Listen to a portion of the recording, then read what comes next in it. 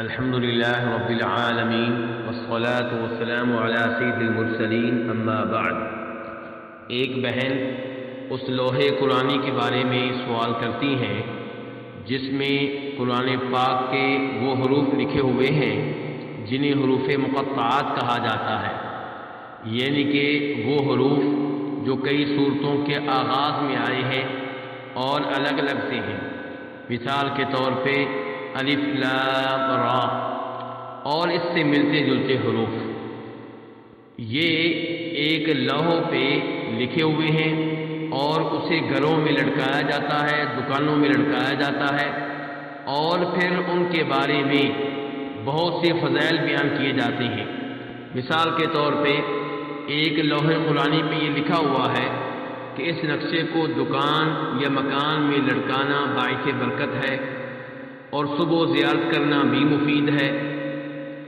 جادو کاٹنے کے لیے اول و آخر تین مرتبہ درود شریف پڑھیں، پھر ان حروف مقطعات کو 11 مرتبہ تلاوت کر کے ہاتھوں پہ پھونک مار کر سارے جسم پہ پھیر لیں۔ ہر قسم کے جادو کاٹنے کے لیے مفید ہے۔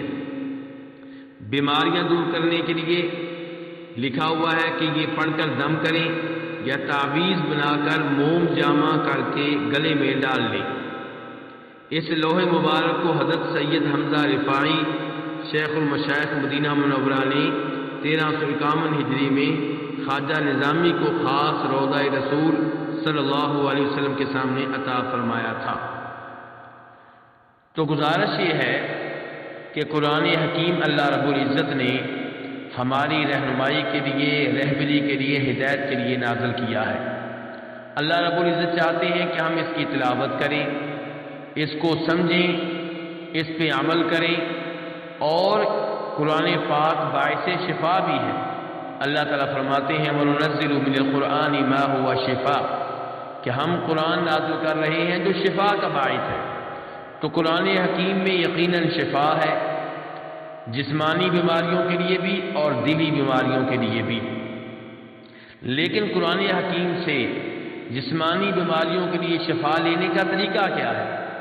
طریقہ وہی اختیار کیا جائے گا جو نبی کریم صلی اللہ علیہ وسلم نے اختیار کیا اور آپ کے عظیم صحابہ کرام نے اختیار کیا، اور وہ یہ کہ قرآن حکیم پڑھ کر دم کیا جائے، جیسا کہ نبی علیہ السلام اور آپ کے صحابہ کرام رضوان اللہ علیہم اجمعین کیا کرتے تھے۔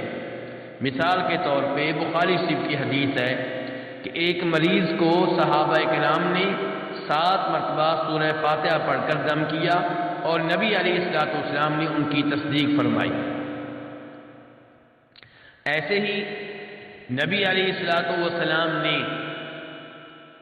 اس بات کی بھی تصدیق فرمائی کہ اگر رات کو آیت الکرسی پڑھ کے انسان سو جائے تو شیطان اس کے قریب نہیں آئے گا۔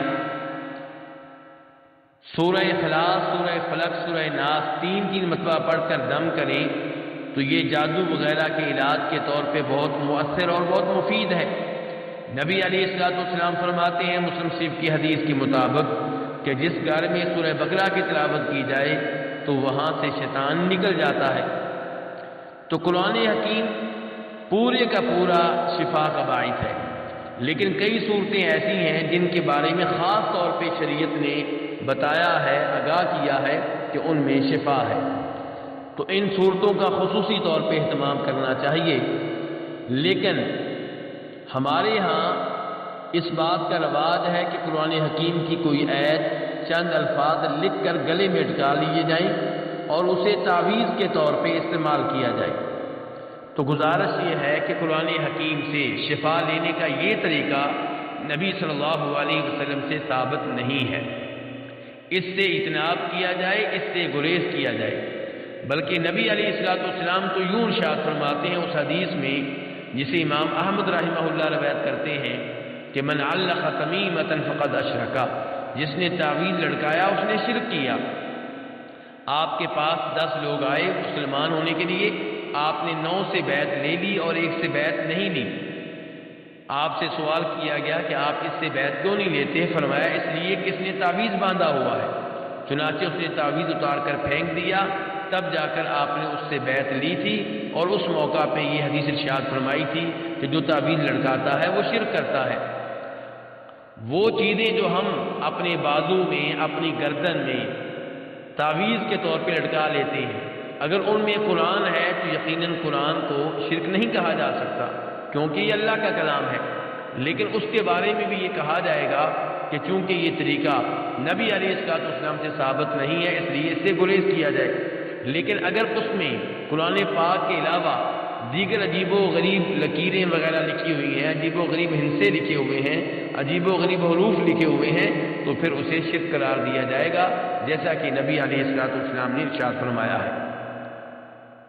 جہاں تک تعلق ہے ان لوحات قرآنی کا، تو انہیں لٹکانا اس لیے کہ جہاں پہ لٹکائیں گے وہاں پہ برکت ہوگی، یہ طریقہ نبی علیہ السلام کا نہیں ہے، صحابہ کرام کا نہیں ہے۔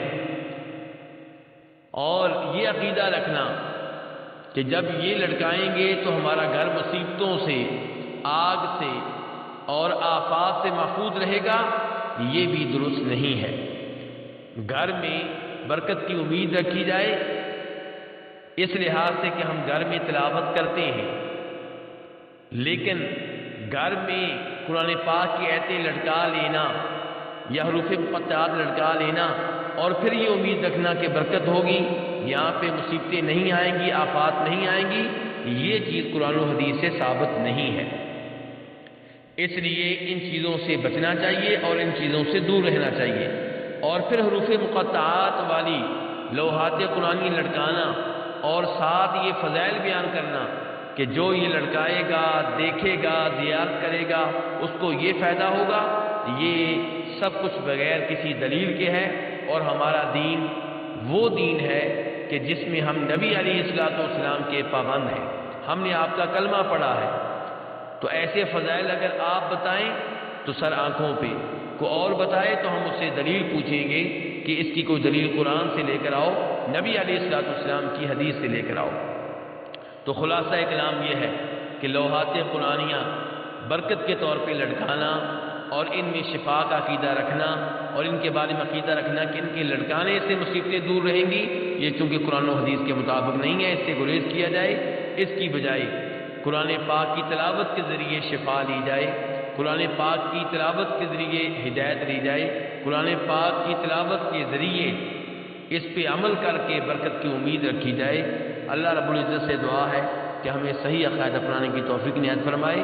وصلی اللہ تعالی علی نبیہ محمد وآلہ وصحبہ اجمعین۔